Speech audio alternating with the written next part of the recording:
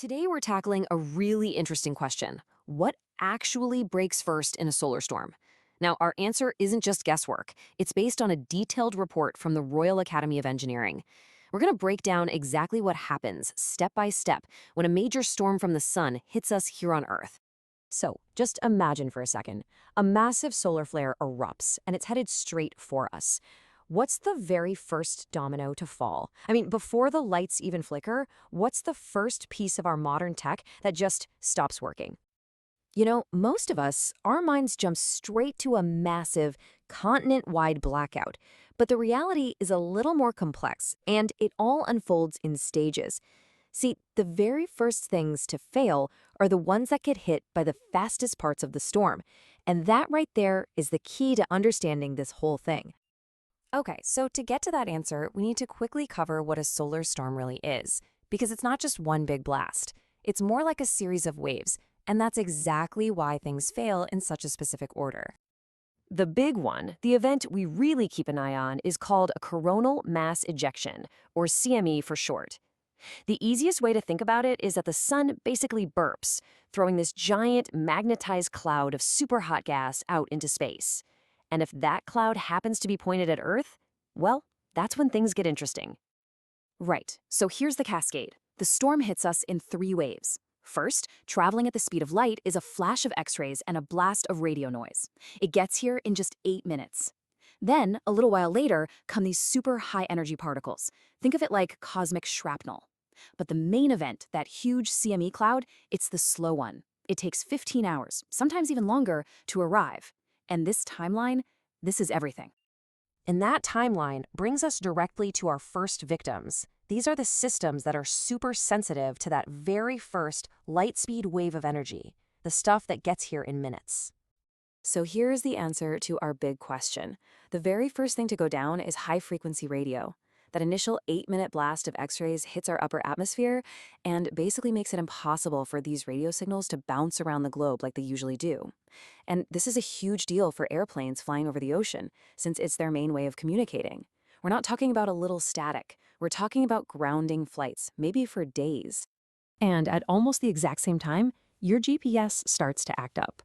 First, that blast of radio noise can just drown out the super faint signals from GPS satellites, so your phone just loses connection, can't find itself.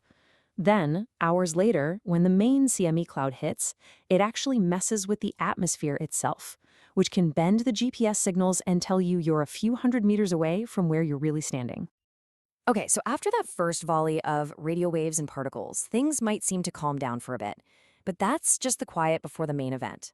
Because next up is the CME cloud itself. This is the heavy hitter, and it's aimed right at our biggest, most important infrastructure. Of course, satellites are way out there, totally exposed. The storm can cause all sorts of problems for them. Short circuits, weird data errors, you name it. But here's the important part. Our satellite networks are actually designed with this in mind. The report is really clear on this. While some will definitely glitch out, a total wipeout is incredibly unlikely. We might lose, say, 10% of satellites for a little while, but it's not a catastrophic, all of them are gone scenario.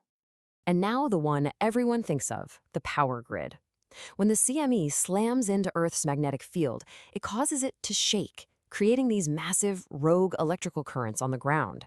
And those currents look for the easiest path, which just happens to be our very long power lines. They can surge into giant transformers, causing them to overheat and, well, fail. This isn't just a theory. It's exactly what knocked out power to all of Quebec back in 1989. So how bad could it get? Well, the report actually looked at a worst-case scenario for a grid the size of the one in the UK.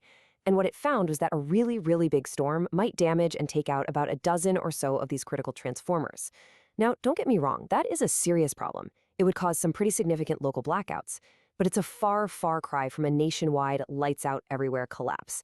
It's a manageable engineering problem. And here's the other good news. The grid operators aren't just sitting around waiting for this to happen. They get a heads up from satellites that watch the sun. So when a storm is on its way, they can actually prepare.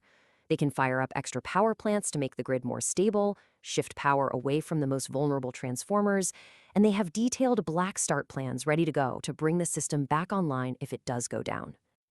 Okay, so we've talked a lot about what breaks, but it's just as important to talk about what doesn't break because some of our most critical technology is actually, well, surprisingly tough when it comes to solar storms. Yeah, a whole lot of our everyday tech would probably be fine. Many cell networks, for instance, don't need GPS for their timing, so you could likely still make calls. And the backbone of the internet? That's fiber optic cables. And since they're made of glass, not metal, those rogue electrical currents we talked about can't touch them.